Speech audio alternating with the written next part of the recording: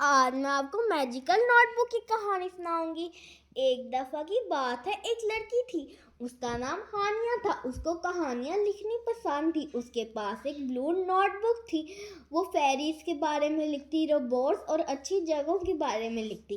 ایک دن اس کی pencil bed کے نیچے گر گئی۔ اس نے بیڈ کے نیچے دیکھا، اس کو ایک پرانی نوٹ بک ملی۔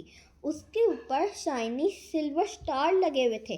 اس نے کھولا، اس کے اندر صرف ایک ہی جملہ لکھا ہوا تھا، اپنا ڈریم لکھو اور وہ سچ ہو جائے گا۔ ہانیہ ہنسی، یہ تو صرف ایک جوک ہے، اس نے بولا۔ لیکن اس نے پھر بھی ایک چیز لکھی۔ اس نے بولا، مجھے ایک شہر میں جانا ہے جو کینڈی سے بنا ہو۔ اس رات ہانیہ سو گئی اور کچھ بہت اچھا ہوا۔ وہ اٹھی ایک کینڈی ورلڈ میں۔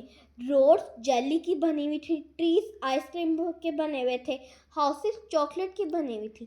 اس نے ایک جیلی بینچ کھایا اور بچوں کے ساتھ کھیلا۔ اس کو بہت مزہ آیا۔ صبح ہانیہ اپنے بیڈ پر دوبارہ آ گئی، لیکن اس کی ٹانگ پنک ہو گئی تھی کینڈی سے۔ وہ ایک ڈریم نہیں تھا، وہ سچ تھا۔ اب ہر روز ہانیہ اپنی نوٹ بک میں چیزیں لکھتی، مجھے آسمان میں اڑنا ہے، مجھے مون پر چلنا ہے اور مجھے ان بک سے باتیں کرنی ہیں جو بول سکتی ہیں۔ ہر ڈریم پورا ہو گیا۔ ایک دن ہانیہ نے کچھ اسپیشل لکھا۔